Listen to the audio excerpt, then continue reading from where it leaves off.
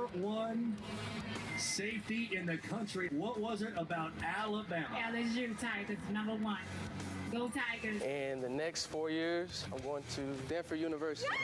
Call into the Neighbors Wealth Management Hotline, 256-576-4977. Now, here's D Squared.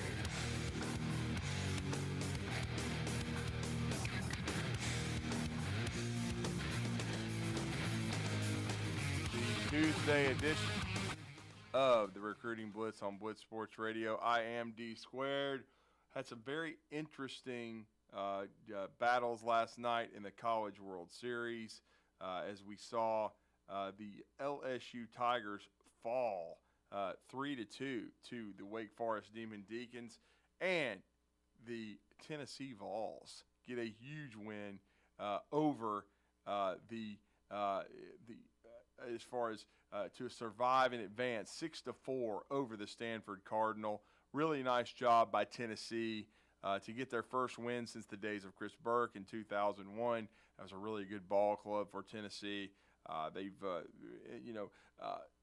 now they have set themselves up. I think their pitching is in much better shape with the Vols right now going into this matchup with LSU in the second meeting. So we're really looking forward to seeing that game later today. That will be your night game. It'll be the second meeting of this tournament and the fifth overall. The LSU Tigers have taken the 3 out of the first 4, including the 6-3 win with Paul Skeens on the bump on Saturday night. But now the Vols seem to have the upper hand. They have a lot of momentum after coming back from that 4-0 deficit and having the big fifth inning to tie it against Stanford's ace. No question about that. It was a big win for Tennessee. And now they have a chance to eliminate LSU tonight on Tuesday. And it should be a really outstanding atmosphere. Certainly, LSU fans have kind of taken over down there in Omaha, but Tennessee well represented, and it's always great to get a win under your belt. So, really looking forward to that and seeing if Tennessee can be one of the last 4 standing. Because if they win this game tonight, they're going to make the Final Four. And now we understand they're going to be half the Final Fours are going to come from the Southeastern Conference. Now I was getting greedy. I was hoping that it would be 3 of the Final Four. But unfortunately, LSU can beat number 1 Wake Forest. They have a lead 2-0, but they dropped that game 3-2. And so number 1 Wake Forest is into the semifinals. But the Tennessee Volunteers and Tony Vitello, who, as frustrating as last year's ending was, where you felt like you didn't quite fulfill your destiny, this team, the second half of the year, has been red hot. They certainly hit a speed bump against LSU on Saturday, but they bounced back in a huge way against David Esther in a really good Stanford ball club, winning 6-4, and now will take to the field tonight against LSU. And who better than to break it down for us? He's going to join us for a few quick minutes to start the show, and that's Vince Ferrara of 99.1 The Sports Animal in Knoxville, Tennessee, and he's with us on the Neighbors Wealth Management Hotline. Vince, how are you? Good morning. I am good. Not a whole lot of sleep. Stayed up and watched that Wake LSU game, and it's a short turnaround when you're doing the morning show. But, hey, it's all good. It'll be a night game tonight, but good to talk to you as always. Well, and I guess we were doing the Rocket City Awards, our first annual program, so I got to see the final score. I didn't get to see that high-level Wake Forest LSU game. It's kind of the matchup everybody was waiting for. What were your impressions as you watched that game and then translate it to Tennessee's matchup with LSU tonight?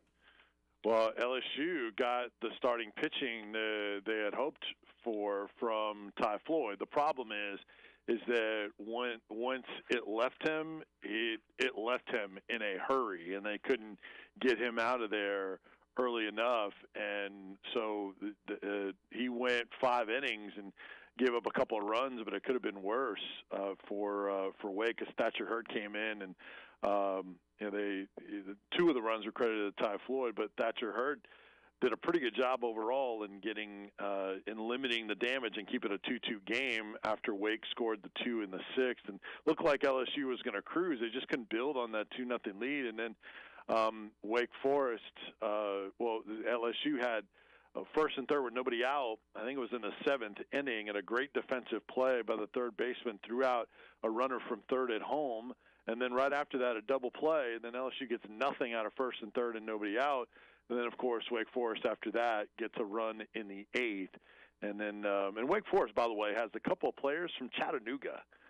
Danny Corona, Nick Kurtz, two of their better players. Kurtz is a beast, yeah.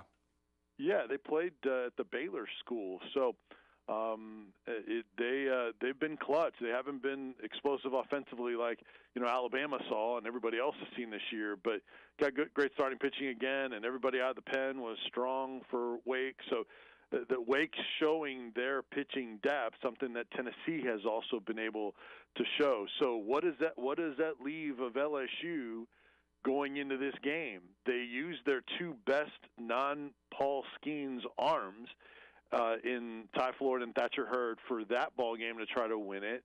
The other next most reliable is a guy that's probably going to start tonight, in Riley Cooper. Jay Johnson hasn't said that. Jay Johnson said, hey, we have 9 arms available. I don't know if that means Skeens or not in that 9, but 9 arms available. We'll start the best guy and then kind of go from there. They won't start Paul Skeens, but to me, I am not ruling out if they need an out or two, and he's saying, I got this. Give me the ball. That with the season on the line, that he wouldn't try him out there. We'll see, but I'm not saying he's going to. I'm just saying it would not surprise me. So that's how it applies. Is what's left of LSU's arms when they already were kind of questioned outside of Paul Skeens, and then Tennessee is a clear advantage from that standpoint. Besides, using Chase Burns for 6+ yesterday to close out that game, which is massive. Well, and that's a perfect segue. What about Chase Burns? It was a historical performance, the longest relief outing since 2007. And just, 73 pitches, talking about efficiency, 6 innings after Dolander goes 3+, but he takes over for Dolander, and who was, didn't have his best outing.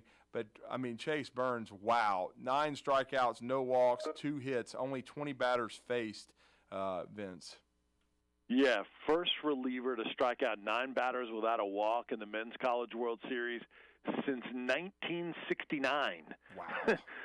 And then first reliever with 6+ scoreless innings in the Men's College World Series since 1997. First reliever is the key there. It was incredible. And even David Esker's Stanford coach was raving about him, saying, hey, that was an all-time performance at the College World Series. He shut the door on us. His slider was as good as I've seen it all year. He's always got the velocity on the fastball that can get north of 100, 102 at Southern Miss, and a really nasty cutter that plays off of that, change, and that slider. But he had everything working. That slider just had crazy break and was unhittable, and you can't, with his velocity, when he's repeating that arm slot and delivery, it's hard to distinguish, and he's got elite stuff. This is why he's projected as a top 10 pick in next year's draft as just a sophomore, and he's really flourished in the postseason. He's only given up 1 run in 16 innings in the postseason, and then since he went into the relief role in the Arkansas series, he's been really good with, I think, a sub-3 ERA. So it's freed him up mentally, taken a lot of the pressure off of him, and they needed him. And Tony Vitello even kind of left it out in the open. He's like, well, we'll see next time we see him, if we see him to start a ball game, in the middle of a ball game, or the end of a ball game. And who knows if that means in Omaha or next season. But Burns wants to be a starter. Vitello still calls him a starter. He was just the second starter they called on yesterday, and boy, was he needed. And then a really nice job of adjusting because the wind was howling in. Jared Dickey commented on that in the post game, and they made a nice adjustment hitting-wise. They ended up with 7 singles and 8 at-bats, which is pretty amazing. And they ended up with 10 hits, and they really did a nice job against Stanford's ace. And considering they were down 4-0, that 5th inning was huge. Some really nice situational hitting. Well, it's the third time and the second in the last 2 weeks that they've come back from down 4-0. They're down 4-0 and down 1-0 in the Super Regional in Hattiesburg, and reeled off 8 unanswered, and then did it yesterday as well. And it's a great point on their adjustment offensively. The wind was blowing in, and so you weren't getting anything out of the ballpark in the air. And Tennessee has relied on the long ball for a large percentage of their offense, more so than some other teams. But they won that game without a single home run, which hasn't happened since March 25th when they beat Texas A&M 8-7 at home, and only happened one other time this year when they beat Dayton in non-conference early 4-1. That's it. They're now 3-9 in games where they don't hit a home run, and they've only done it 12 times. So it just tells you that the long ball has produced a lot of their runs, and I thought they needed to manufacture runs against Paul Skeens. They were not able to do that. They had too many of those elongated swings, but they made the adjustment, the ballpark, and then also just trying to put the ball in play and force Matthews to work. And who knows what kind of residual he had from that 156-pitch performance. But you know what? Tennessee was really good against his changeup, which I think was another big key. But what they did is they shortened their swing, made contact, stayed over the ball, and you could see them not stride forward, not lift and stride with that front leg. Dickey has shortened up his swing and done that. Ensley has a shorter swing as it is. Christian Moore had that, where basically feet on the ground and then just poking at it, making contact when he hit his 2-run single to center to tie the game at 4. And I think it's a great approach when the wind is blowing in, and this team shows their versatility with the bats. They don't have to just do it with the long ball. Everybody in the 2 games, all 9 in the lineup have at least a hit. And man, even some of these guys that don't have hits have had some quality at bats just to pass it along to other guys. It's another thing they did better yesterday, Drew, was they took some walks for Montgomery, and Stanford will walk you more so than anybody else in that bracket, and Tennessee was not patient enough with Skeens, although his command is ridiculous. But they made Stanford's pitchers work, and that's what they've been. They've been a more patient team overall this year than they had previously shown in the postseason. Yeah, they have, and now the script is flipped. Skeens gave LSU an advantage in the opening game in the College World Series with this matchup. LSU's taken 3 out of 4. They win 6-3 on Saturday, but now it seems as though the Vols, especially as far as the projected starter, have the advantage heading into tonight. Oh, I think so. Drew Beam, specifically in the NCAA tournament, he's 2-0, 1.50 earned run average, 12 innings worked, just 2 runs allowed, 1 walk, 17 strikeouts for Drew Beam. And man, when he's locked in, he is really good. And even Jay Johnson said he's one of the best pitchers in America. He was a freshman All-American last year, and it hasn't always gone perfect this year, but he's still been outstanding. And man, he was there to help him close out the game in the Super Regional last week, and called upon again here. He's a Bulldog. He's a former quarterback in the Mid-State, so he's got that competitiveness, and he always learns from having seen the other guys face their prior opponents. And in this case, he can go back to the first game against LSU and use some of that intel, just like almost like a weekend series. He'd be able to learn by the time it gets around to him. So he'll throw strikes, and he won't be scared of the moment. And Tennessee feels really confident about him. But they have other guys that they can go to. I think even Lindsey, I wouldn't 100% ruled out. I mean, Dolander and Burns, I think yes, maybe Lindsey too, but. I mean, there are a ton of guys that have given them great innings that they could go back to. Kirby Connell and Cam Sewell, Seth Halverson, Aaron Combs, A.J. Russell. I mean, you just go on and on with guys that have had great years that could get the ball if needed. Yeah, and I think it's interesting how that script is flipped, because it seemed, and I was guilty of thinking that LSU and Florida were on a collision course, but now Wake Forest, I was wondering how it would translate from their, Daniel F. Couch ballpark. How is that going to, are they going to be able to continue to hit in the much bigger ballpark at Charles Schwab Field? But they have. There's no doubt about it. They've been able to swing the bats and get some situational hitting going. And their pitching has been the real deal. It's pretty surreal in this era of college baseball, which it's not the gorilla ball era, but it's still an offensive game. And they have a pitching staff at Wake with an under 3 ERA.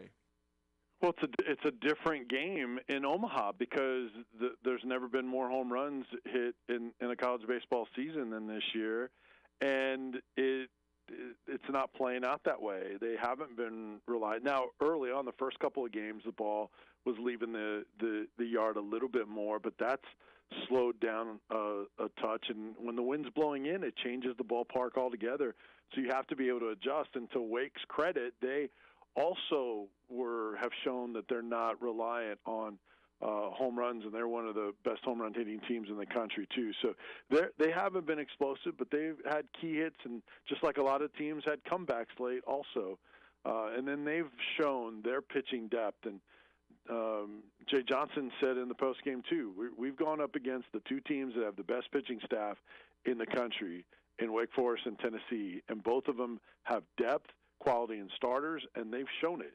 And now Wake gets to rest being the 2-0, waiting on either Tennessee or LSU. So it gives them even more of an advantage. And but look, if anyone is going to run through this losers bracket gauntlet, Tennessee is best equipped because of that pitching, and as long as they have the right approach offensively and they don't have a lot of swing and miss, I think they would have the best chance to take down Wake, considering you'd have to beat them twice, and you can't pitch Paul Skeens every game. No, you certainly can. And, as we said, Skeens has been far and away LSU's most consistent guy. That's why I was worried about LSU winning it all and didn't pick them to. I picked Florida only because I didn't think LSU had the pitching depth. But if anybody can come out of the losers bracket, you're right. Tennessee has the ability to do that.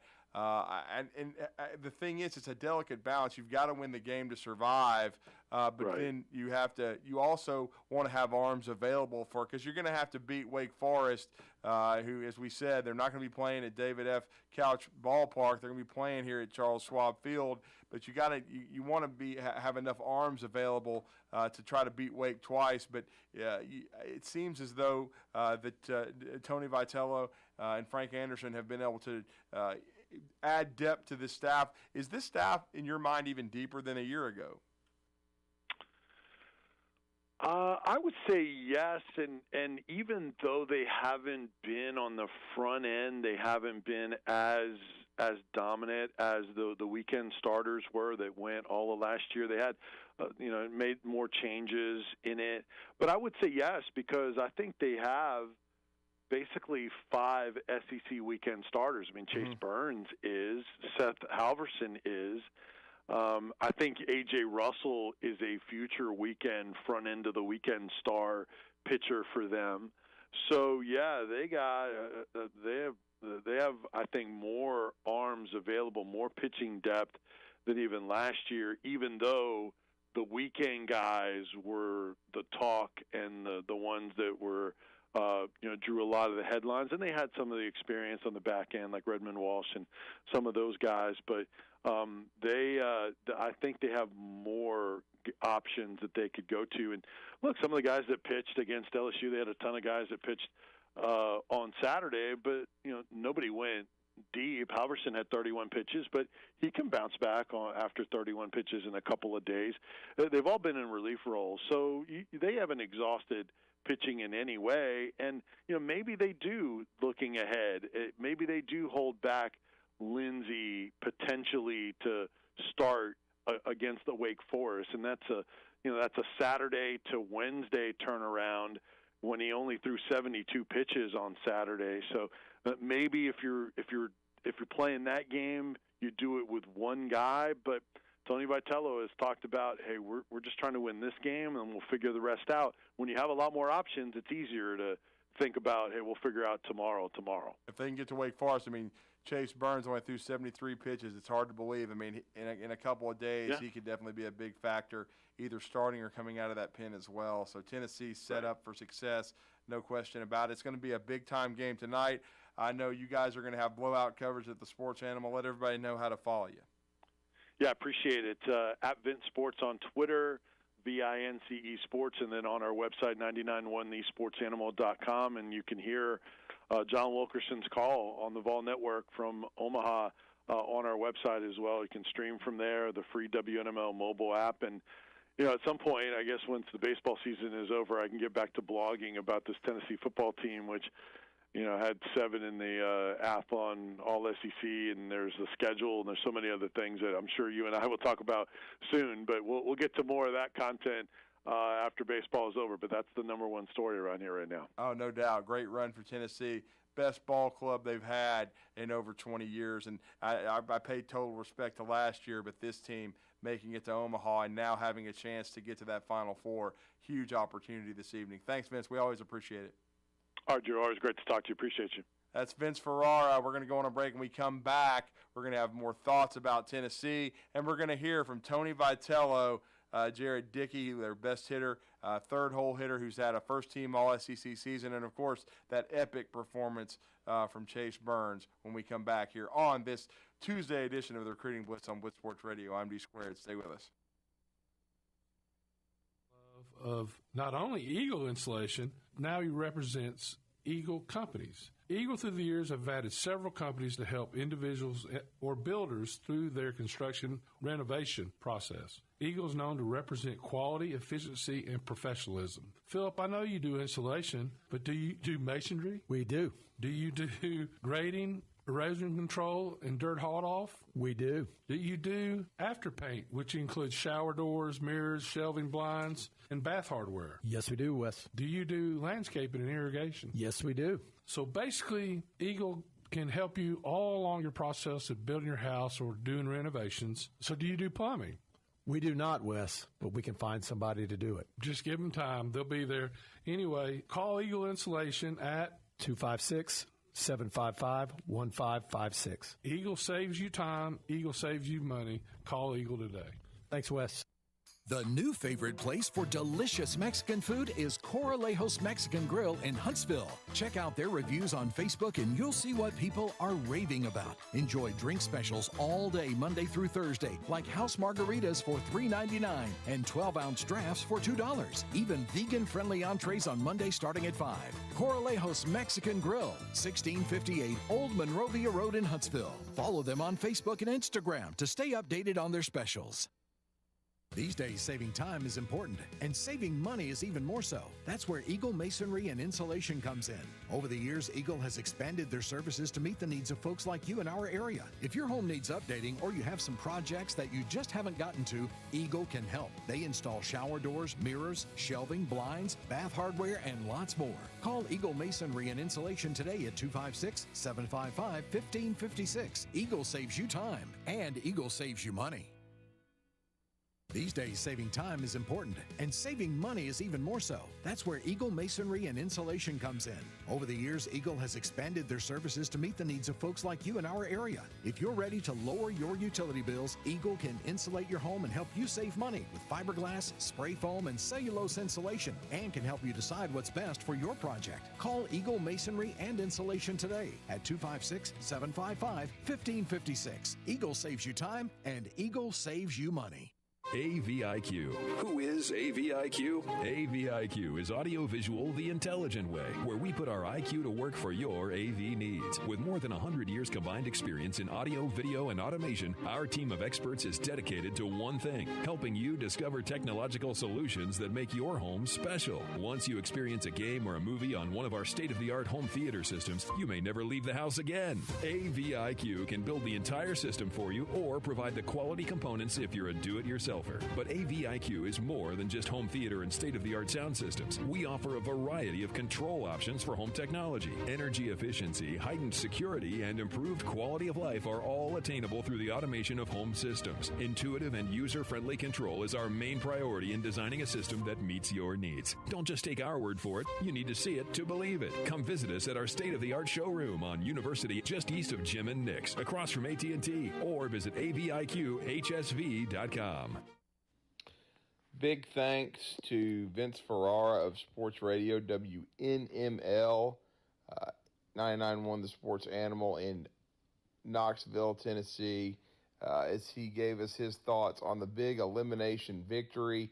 0-2 barbecue, David Esther and number 8 seed Stanford, as Tennessee bounces back from that tough 6-3 opening loss on Saturday night to LSU. They get a day off on Sunday, come back on Monday, and they fall behind 4-0 before the Maya Huna comes back with 3 hits. Jared Dickey, all SEC, 3-hole hitter, 3 hits for him. And then, of course, Zane Denton, who's been clutch for them, an RBI and a 2-for-4 night. And they got a big hit also from Moore, Christian Moore. He was only 1 for 5, but that one hit netted 2 runs. They come back from a 4-0 deficit as Chase Dolander was ineffective for the most part through 4 innings into the 4th inning. And he ends up giving up 4 runs. But then they come back. It was 3+ innings, but only officially 3 innings pitched for Dolander. But he pitched into the 4th inning. But Chase Burns comes in and really has been money out of the bullpen for the Vols. As you heard Vince talking about that, Burns, 6 innings pitched, only 2 hits. First time since, I want to say they said 1997, that a reliever has gone 6 innings, 73 pitches, and 9 strikeouts, no walks, just absolute dominance from Chase Burns. He is now 5-3, and it gives Tennessee a chance to rest their bullpen and get set up. And now they will face LSU, who lost a 3-2 pitchers duel to Wake Forest. So LSU, when it looked like they were on the cusp of potentially making the finals, now one of the SEC schools is going to be eliminated. They will not have 3 of the Final 4, as was hoped. Could have the 2 of the Final 4 and potentially still have a matchup of all SEC finals. I think Florida's got a really good shot. I picked them to win the College World Series at the start. They've got a real good shot to make the finals, but now Tennessee and LSU trying to stay alive, and they're going to have to knock off Wake Forest, who's the number 1 team in the country, who eliminated Alabama. Obviously, Tom Walter's team is the real deal. They've won 2 3-2 pitchers duels, first coming back to defeat the Stanford Cardinal in game 1, and then getting the best of LSU. And LSU now not really having a number 3 starter. Beam has been tremendous for Tennessee, so you would think the Vols would have Beam and more arms available, even though that offense led by Dylan Cruz for LSU is really good. But I would still favor the Vols in this matchup on Tuesday. So going to be really interesting later today to see if Tennessee can knock out the LSU Tigers. And we really thank Vince Ferrara for coming on with us and giving us some of his thoughts because Tennessee, this is another battle. Like we said, this will be the second meeting of this College World Series. LSU has taken 3 out of 4, but Tennessee, this is the one that matters. They're trying to keep their season alive, trying to see if they can come out of the losers bracket and win the national championship. Would be the first in school history. But Tony Vitello's squad showing a lot of heart coming back from that 4-0 deficit, and so got to give them a lot of credit for doing so. And speaking of Tony Vitello, he and of course Jared Dickey and Chase Burns spoke to the media after the game, and we wanted to bring you that here on this Tuesday edition of the Recruiting Blitz on Blitz Sports Radio. The Tennessee Vols staying alive, and those 3 guys played an integral role. Tony Vitello, having the pulse of his pitching staff and deciding to go to Chase Burns early, Burns, only 2 hits, 9 Ks, no walks, was completely dominant, was really the story of the game. And then Tennessee getting some big hits and knocking out Stanford's ace. So huge for Tennessee as they now look to advance past LSU on Tuesday. And certainly that would be major for them as they look, and it would give them a shot legitimately at coming out of the losers bracket and still having a shot at the finals, though it's not going to be easy taking on Wake Forest. But certainly Tennessee seems more, equipped to do so because LSU's pitching staff has just not impressed me all year besides Paul Skeens. They've been up and down. And so later today at 1 o'clock, it'll be TCU and Oral Roberts. Loser goes home, winner advances and stays alive. And then the nightcap, LSU and Tennessee for the second time in this tournament.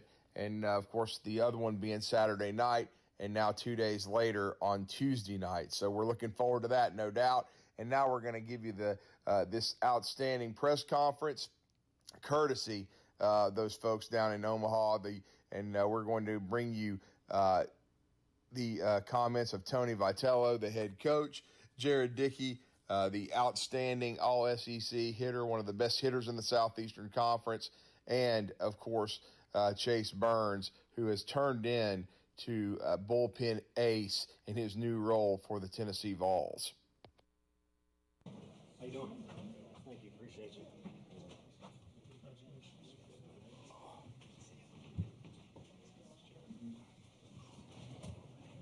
Good job, dude. Danny said you killed it out there. Okay, I've done the preliminaries, so Tony, give us an overview, please. Yeah, I mean, outstanding game. Their lineup was as advertised. Very difficult to navigate was the word out on the street for good reason. And they got a lot of fight to them, too. I know they've got a lot of elimination wins and comeback wins. So it was going to take an extra special effort out of our whole team, to be honest with you. This is the second week in a row we've got to a guy that many people don't get to. And they're guys that can frustrate you, which makes it even more difficult when you kind of are feeling that playoff vibe or elimination deal. But we got the special effort by those guys, forcing somebody who refuses to come out of the game to come out of the game. And then we brought our guy that doesn't like to come out of the game. And a few guys asked me on the field, a lot of people asked me on the field, what did you mean by you made a mistake or you should have put your team in a better position in game one?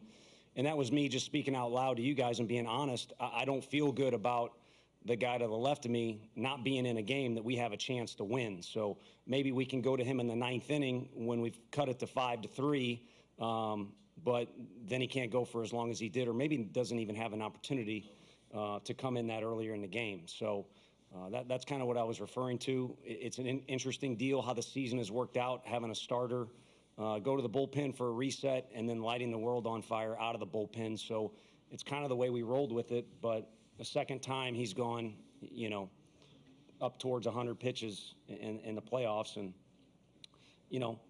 Doe will bounce back and be one of the best pitchers to come out of this thing. And there's a lot of other best pitchers, but I'm prejudiced. It might be the best guy in the whole thing. And trust me, I know the guy we faced the other night, how good he is. But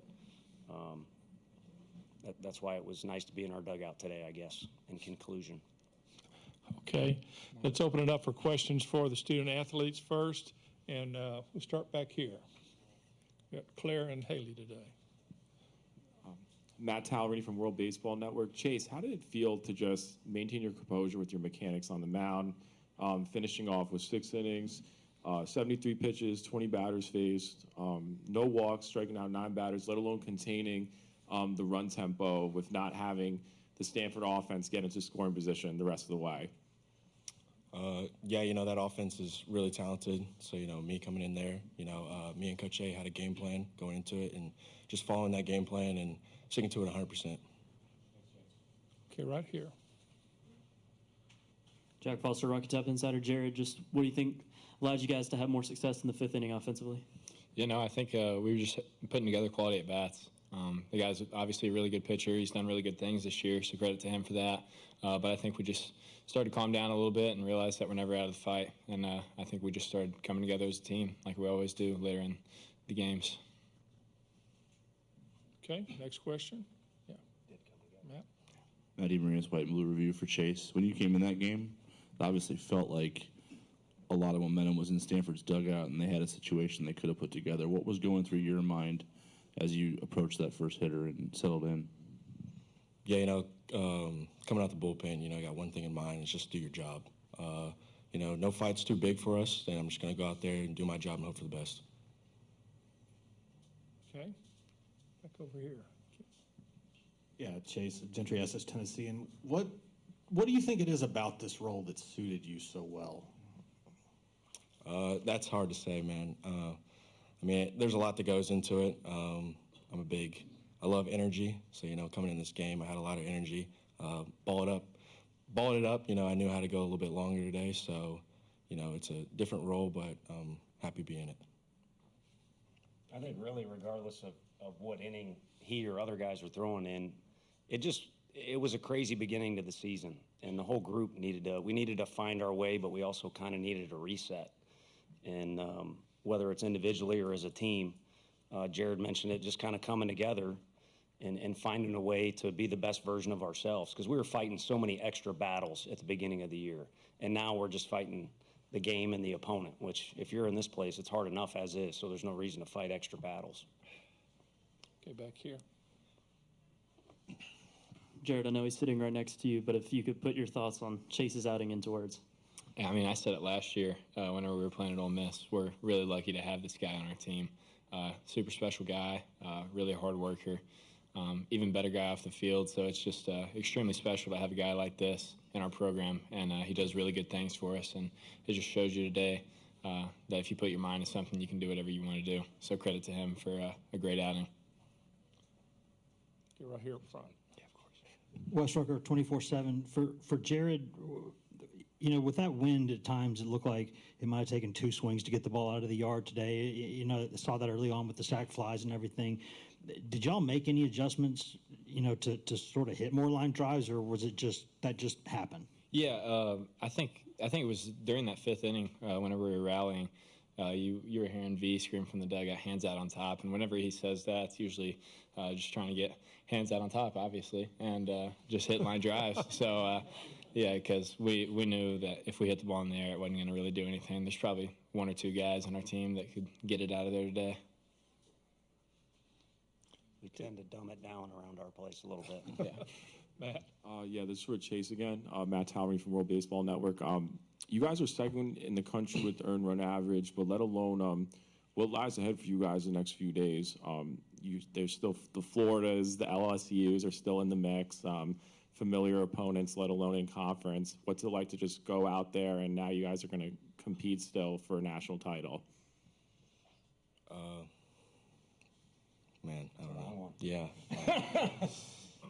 I think, I don't mean to speak for him. Actually, we used to tease him freshman year. He needed practice, but Danny said he's killing it out there compared to his high school interviews. So we're all about improvement in all areas. But no, I think now is an opportunity just to play. Like yesterday's off day was a little frustrating because we lost. We wanted to bounce back and play again. Well, be careful what you ask for, because now it's like Little League. You get your uni muddy, or you just keep playing. And fortunately, we have the arms to keep going. We've kind of shortchanged some of those guys by taking them out of games early, but it might benefit us in the long run. And I'm glad you mentioned that number, because I tried to spit it out the other night. I don't know where we stack up with ERA, and that doesn't tell the whole story, like that we're necessarily better than whoever's third in ERA. But it's kudos to Coach Anderson, who I lean on a lot, because we've had, again, a quirky start to our year. A lot of guys have not had career years or anything like that, and yet as a group, if you combine it all together, it's a pretty impressive number. Good answer, Chase. Thank you. Teamwork. We have a Zoom question. Please give us your name, your affiliation, and which player you're addressing the question. Yeah, hi, this is Ben Parker from CardinalSportsReport.com. I cover the Stanford Cardinal for the Rivals Network. This question is for Chase. Just want to get your thoughts on the challenge of facing a really potent Stanford lineup for the first time. Just what's the challenge of facing a tough lineup like that the first time? And then, of course, also the first time they had seen you before. So just do you feel that maybe that first-time matchup worked to your advantage at all in this one?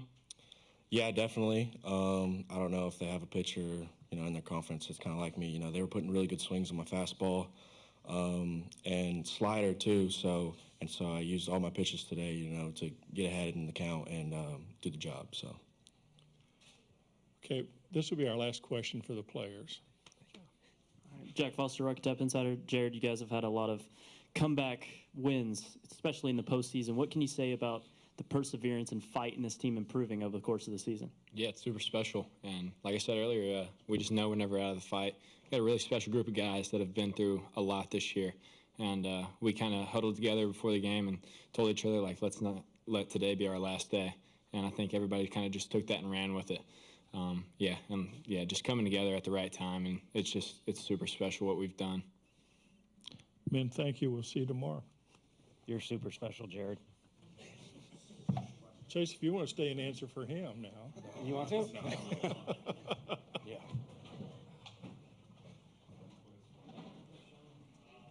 Thanks, guys. Okay, open it up for questions. We'll start back here with Matt. Yeah, Tony, it felt like over here. Sorry, I felt like Quinn was really settling in there those first 4 innings. You felt like he had a good rhythm going. How did you break that as suddenly and as potently as you guys did, do you think? Now that he's out of here, I think it's easier to say he changed the energy of the game when he came in. And it was frustrating for everybody because we got a chance to score in the first inning and don't do it. We got the right guys up at the plate. We don't do it. And then Doe is cruising or, gets 2 quick outs, I should say, and has a chance to get us right back in the dugout. And let's keep this thing going because we felt like we had a good mindset and game plan for Matthews. I think the guys were excited about the challenge because last week during our whatever you want to call our schedule was in Hattiesburg, we had to sit there and wait for the Texas-Stanford game to finish so that we knew what time we played the next day, which was the biggest game of the year. So the guys were excited about the challenge, and I think we had a good game plan. So the offensive approach was there, but it was just kind of a kick in the gut to all of a sudden think we're going to be ahead in the first. Now we're down in the first. And that was a theme early in the year. We expected to do great things right out of the chute, and when it didn't go well, the guys got deflated. And somewhere along the year, we learned to respond the right way. When it gets tough, you got to get a little tougher, or whatever cliche you want to throw at it. So I think we grew up as a team and handled situations better like that in the middle of the game when you're down 4-0. I think this is the 3rd time we've come back from 4-0. But then also, to be honest with you, since he started to come in the games, instead of starting, he's completely changed the vibe. When he's out there, the guys get energy from it. Okay, over here. Yeah, Tony, what does it say about Chase, given how the season has gone, and yet he's responded the way he has? And have you been around too many relievers that can change a game the way he keeps doing? Yeah, he's a pro. And normally when you get a freshman, they're kind of out of sorts. They don't have routines. And I kept saying it last year because he did great things last year, and so had to answer a lot of questions about him. We didn't know we were getting what we got his freshman year, and it's more of a compliment to him than anything. We knew we were getting a great arm, great stuff. We were fortunate enough he decided to go to college instead of sign, but we didn't know he was going to be that mature. I mean, he thinks he's like an infielder or an outfielder. He's not that good, but his PFP was really good. His routines were already polished. He's a pro, and so I think when he's been asked to handle different situations, he's TBA last year in the Super Regional, but then we start him and he goes 7 innings and is incredible then. It all kind of falls under that umbrella of pro. And then, the Vanderbilt series is one that local media talks about. He changed the vibe in the stands with the media, with our fans not at the game, with our dugout, with our team, that particular instance. But the rest, to be honest with you, I just file under the category of he's one of the best pitchers on the planet, amateur status, and he's just getting us outs. Because, again, we got a starter. And it'll be interesting. If we can keep playing ball, it'll be interesting when his next lump of innings comes. Does it come at the beginning of a game or the middle or at the end? Okay. Alex Day, College Baseball Central. Coach, can you talk a little bit about what it means for you to get your first win here in Omaha and the program's first win in Omaha since 2001? Yeah, I mean, anytime there's a bridge to the history, it's a big deal for us. We invested a lot of time in kind of researching Coach Delmonico's time on Rocky Top, and the 2005 team, but also Burke's team, and then Todd Helton's group. They've helped us a bunch. So anything kind of excites us that serves as a bridge between us and the success in the past. I mean, Tennessee in general is a place, Pat Summit, you name it, a very proud tradition. And then for today, to be honest with you, our little theme we've had all year long because of tough times is just keep pushing forward. So this is one more day we get to keep pushing forward, and then a win is nice, but you need more than one win at this place to get too excited about wins. It's more about this group getting to be together another day or two, and hopefully even more than that. But I don't know if they agree with me in August and September, like, yeah, let's do whatever we got to do to hang out a little bit more. But the team has come together, and I speak for them that we'll take another hour together if we can. Okay, Mike, well, this will be our last question for this session. Happy birthday, Mike. Thanks, Bill. Coach, you have anything? I got a question. Okay, there you go. Coach Mike Patterson, Omaha World Herald. Going against Quinn Matthews today, a guy who had thrown 156 pitches at the previous start. Did that change your strategy at all, or did you have a specific strategy to attack him? Yeah, we did as a group, and you kind of got two choices. You could say, man, why are we the team that inherits the number one strikeout pitcher in the country and the number two strikeout pitcher in the country in our back-to-back games? Or you can have the Brian Cain mindset of we get to face this guy and this guy. And again, I think, I don't know, maybe it was because we were sitting and watching that game on TV last week and our kids knew who he was, or Coach Elander getting with those guys and putting together a pretty specific game plan that I would share with you at this point if I knew exacts. But I think it was more about looking forward to and excited about the challenge and knowing that it's not going to be easy. This is a wild place. You're dying to get here as a ball player from the time you're a little tyke. But again, like I said earlier, you better be careful what you ask for. When you get here, it is not going to be easy at any point of the whole deal. Tony, thank you. We'll see you tomorrow. Thank you. The Blitz has been called. No representation is made that the quality of legal services to be performed is greater than the quality of legal services performed by other lawyers. A wise man once said, if you take care of old folks and children, everything in the middle will take care of itself. Hi, I'm Danny Aldridge, lawyer in Alabama and Tennessee. In the next 20 years, the number of those folks over 65 years of age will more than double. In our golden years, the most important goal is to be treated with dignity and have control over doing what makes you grateful with those you love. At the Aldridge Law Firm and the Legal Town Center, we're dedicated to help you with these goals, and we'll be there when life throws you those inevitable curveballs. Let us assist you with your legal needs, whatever they may be or become. You may reach us by phone at 256-534-3188 or online with Dan at danaldridgelaw.com. Just remember, we're here to help.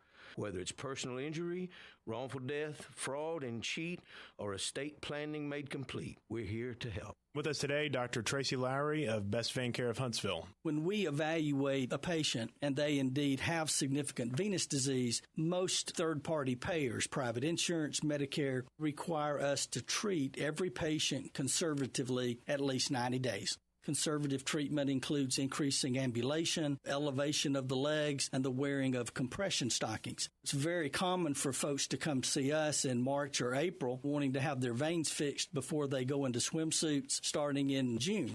When we see someone in March or April, they're going to require at least 90 days of conservative treatment before we can even go to the insurance carrier to get permission to treat their veins. So if you think you have a venous problem, now is the time to come in and get a free screening so we can determine whether or not you need something evaluated.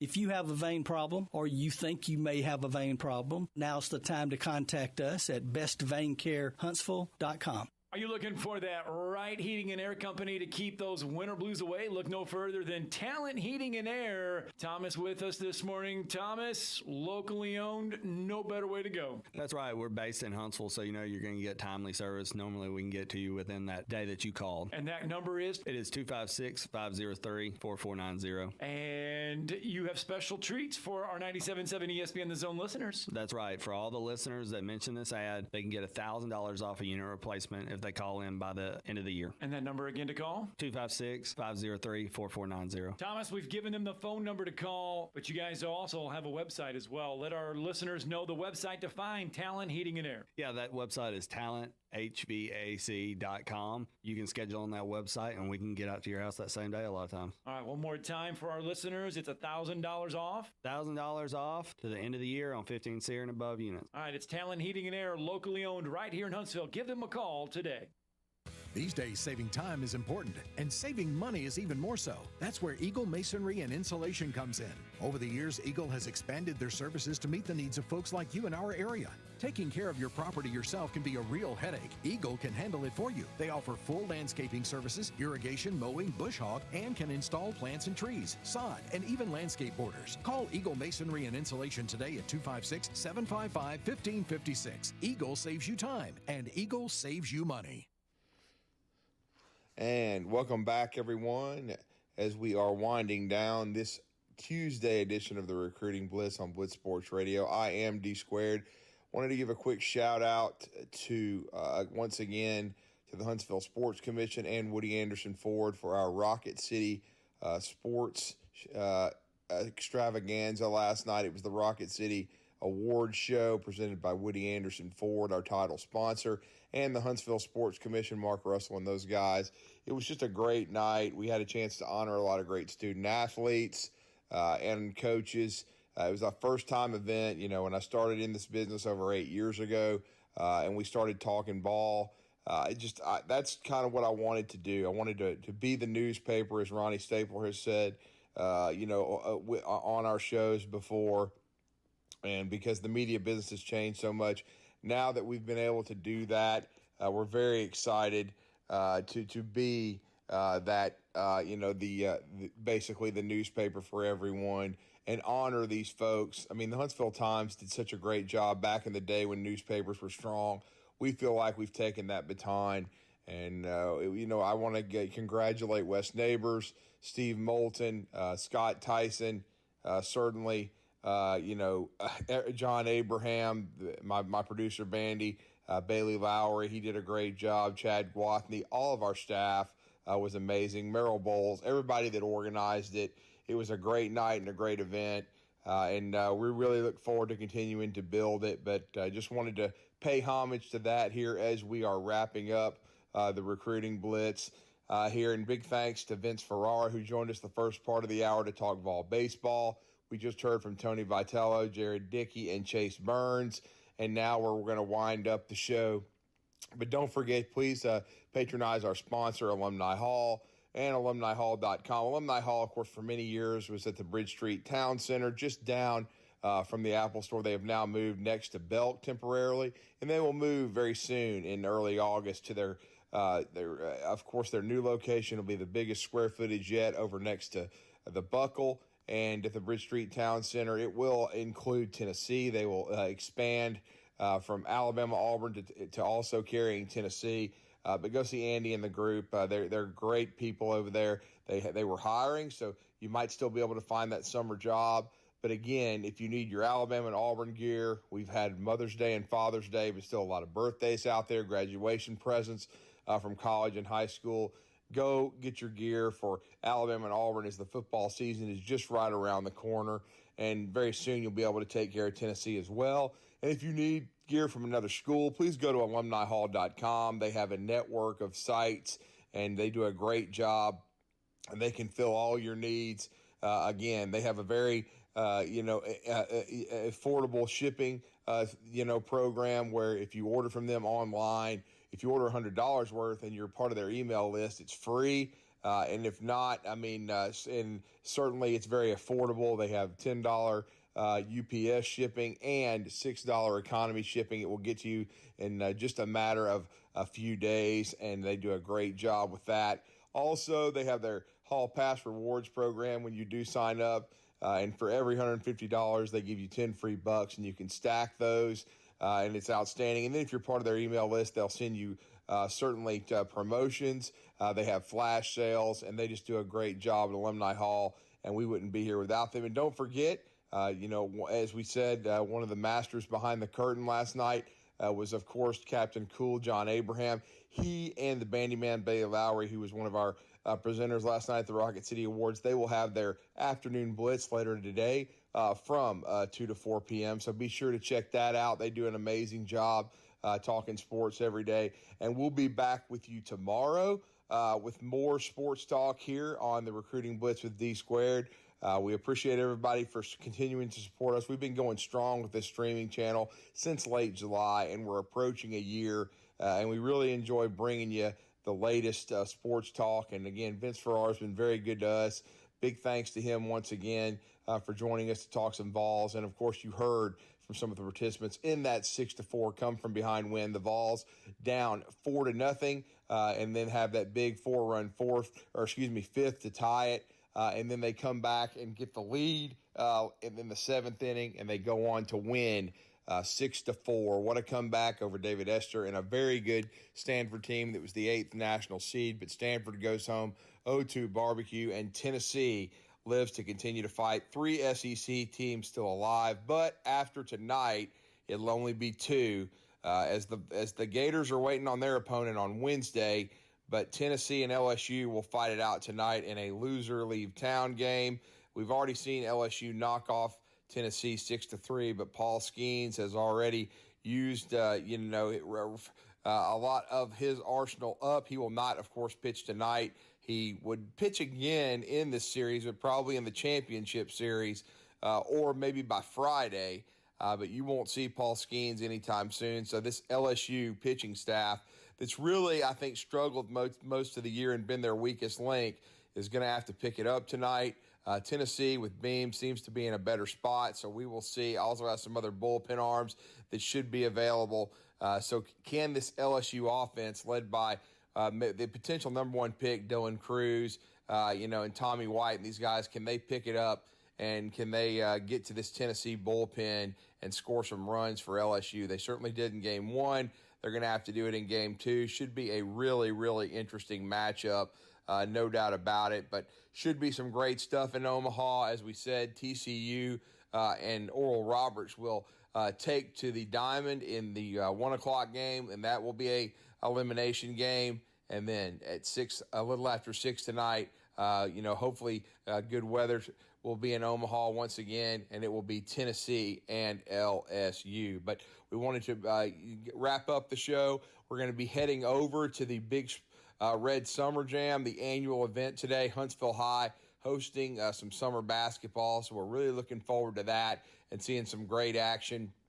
It's a great bracket over there. Check out all of the HHS Panther basketball social media, HHS Panther Hoops, and of course, you can see the bracket. We talked to Christian Swears earlier this week on the Monday show, and he was really excited about the bracket and how his team's played, as Huntsville High has put together a really good 2+ weeks and went 5-0 at the 2 live periods that for NCAA, both the AHSAA event for NCAA coaches to watch. Huntsville went 3-0 there. As we said, they had a great win over the 7A state champion Hoover Bucks, and then soundly whipped Eufaula, who's always a solid program under Mike Smith, and then come back to beat a rebuilding Jeff Davis squad and really put it to them. And then took that momentum over to Lake Point, Georgia, and beat Suncoast, Florida, 42-41.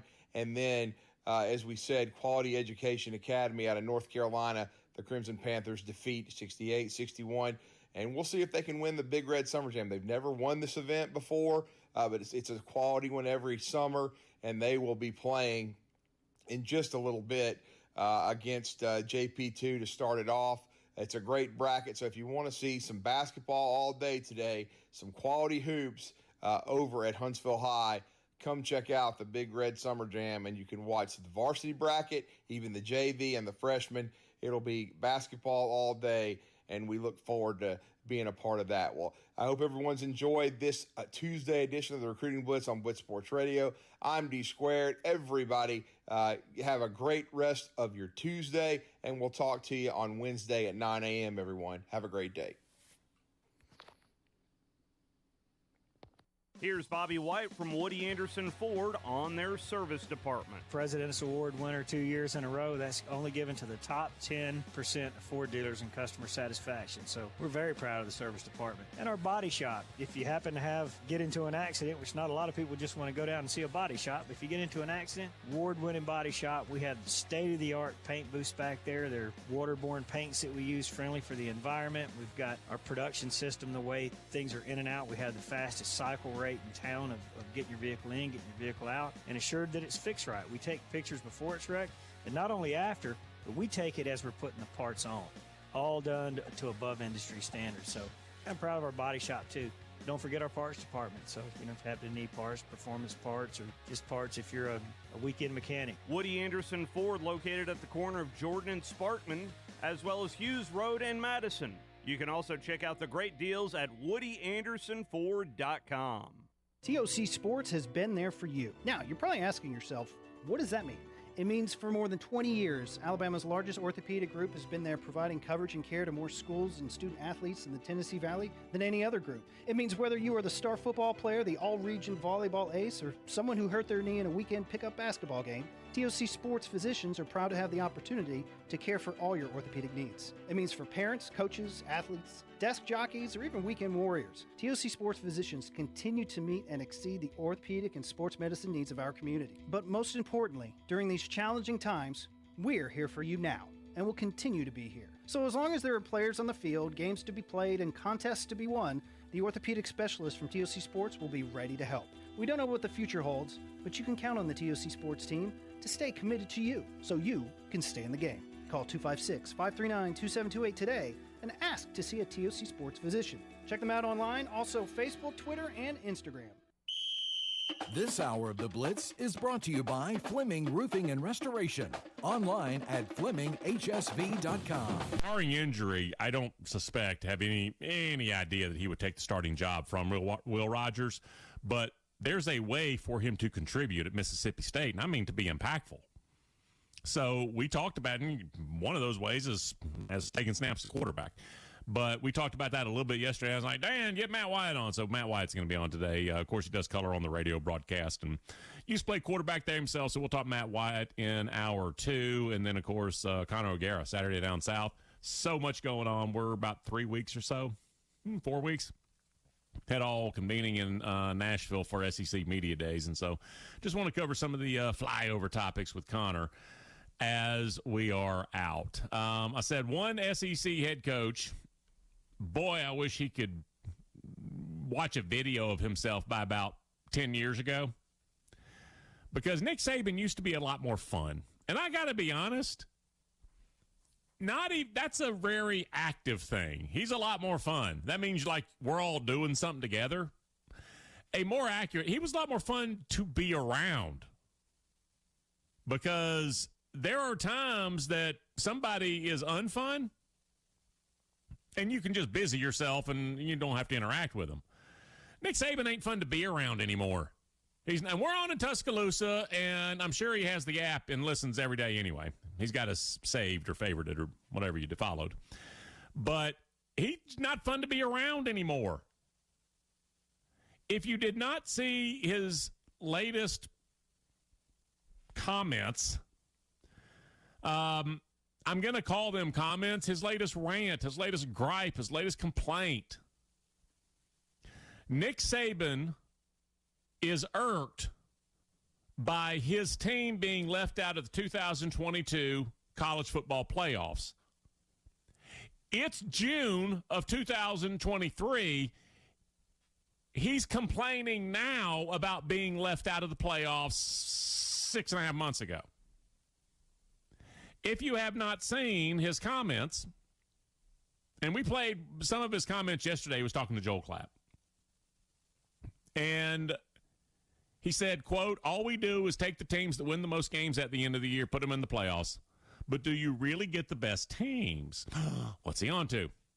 Quote from Nick Saban, when they told me, who's told that? They. Oh, okay. When they told me